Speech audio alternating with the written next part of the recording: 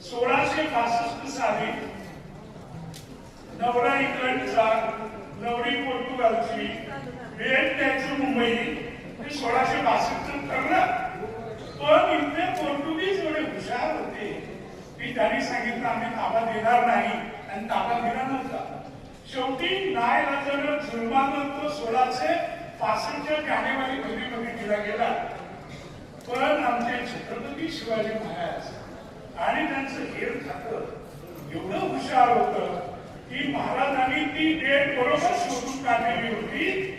8 February 1665 या दिवशी मुंबईला ताबा द्यायला इकडचे सगळे गोव्याचे पोर्तुगीज जाणार. म्हणून महाराजांनी 80 तासे घेतली आणि दक्षिणेच्या स्वारीवर ते निघाले असताना मध्ये त्यांना गोवा दिसलं. गोवा लागणार होतं. त्यांनी नेताजी पालकरांना सांगितलं की घोड्यावरनं फाटावरनं तुम्ही पुढे जा आणि काय परिस्थिती आहे ती पहा. दुसऱ्या दिवशी रात्री नेताजी पालकर परत आला.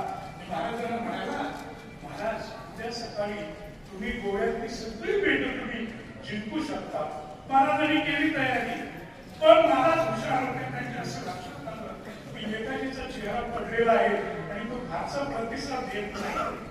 त्यावेळेला शिवाजी राजांनी विचारलं की नेताजी काय घडलंय.